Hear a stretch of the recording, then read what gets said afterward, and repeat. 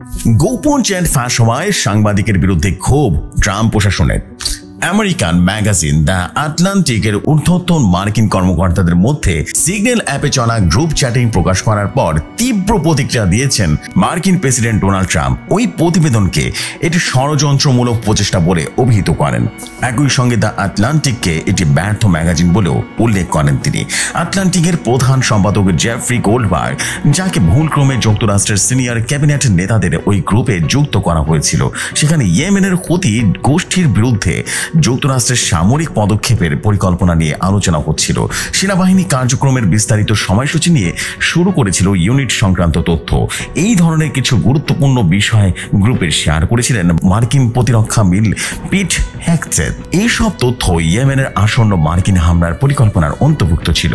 সাংবাদিক Jeffrey Goldberg ওই পুরো কথোপকথন তার প্রতিবেদনে প্রকাশ করেন। গোল্ডবার্গ বলেন, ট্রাম্প প্রশাসন যখন যার বিরুদ্ধে অভিযোগ তোলে তখন তিনি মিথ্যা বলছেন এবং সেখানে কোনো গোপন তথ্য শেয়ার করা হয়নি।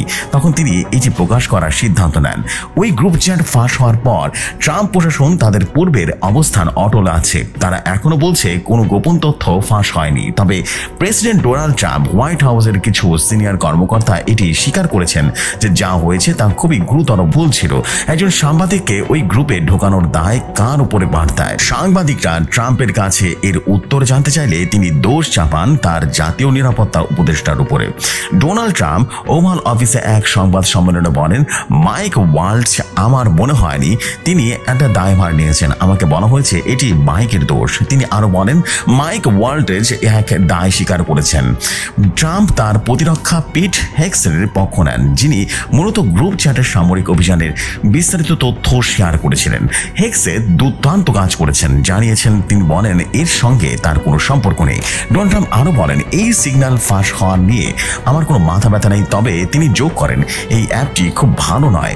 তিনি সাংবাদিক গোল্ডবার্গকে একজন অপদস্থ এবং প্রতারক বলেও রীতিমতো অভিহিত করেন। বিবিসির সাথে এই এক সাক্ষাৎকারে আটলান্টিকের প্রধান সম্পাদক জেফ্রি গোল্ডবার্গ বলেন, একজন সাংবাদিকের উপরে দোষ চাপানোর চেষ্টা না করে ট্রাম্প প্রশাসনের আসল স্বীকার করা উচিত তাদের নিরাপত্তা ব্যবস্থা বড় ধরনের ত্রুটি ছিল এবং সেই ত্রুটির সমাধান করাটা খুবই দরকার, কারণ সেগুলোতে মার্কিন সংস্থার কার্যক্রম এবং ইরান এবং সমর্থিত ইয়েমেনের হুতি বিদ্রোহীদের বিরুদ্ধে সামরিক হামলার পরিকল্পনার গোপন বিবরণ ছিল। কিন্তু পিট হেগসেথ সহ সিনিয়র কর্মকর্তারা গোল্ডবার্গকে মিথ্যাচারী বলে প্রমাণ করতে চেষ্টা করেন। এই ঘটনায় হোয়াইট হাউসের এক সংবাদ সম্মেলন প্রেস সেক্রেটারি কেনেডিস লেভিস সরাসরি গোল্ডবার্গকে আক্রমণ করে অ্যান্টি ট্রাম্প হেটার হিসেবে অভিহিত করেন। তিনি দাবি করেন, মিডিয়া অপপ্রচারকারী এই সিগন্যাল ষড়যন্ত্র ছড়িয়েছে। তিনি বলেন, আসল গল্প হলো হুতি সন্ত্রাসীদের বিরুদ্ধে সফল সামরিক অভিযান। আটলান্টিক প্রকাশিত মেসেজগুলোতে ইয়েমেন মার্কিন হামলার ব্যাপারে বিস্তারিত ছিল, কিন্তু মেসেজে হামলা পরবর্তী ক্ষয়ক্ষতির মূল্যায়ন, ইয়েমেনের CIA কার্যক্রম এবং হুতিদের উপরে আসন্ন ইসরায়েলি হামলার ব্যাপারেও আলোচনা ছিল।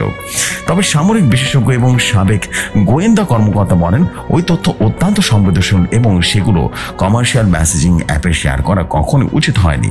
এমনই সব নিত্য নতুন নিউজ পেতে এবং রাজনৈতিক নিউজ পেতে, বিনোদন নিউজ পেতে রেডিও শহর নিউজের সাথেই থাকুন।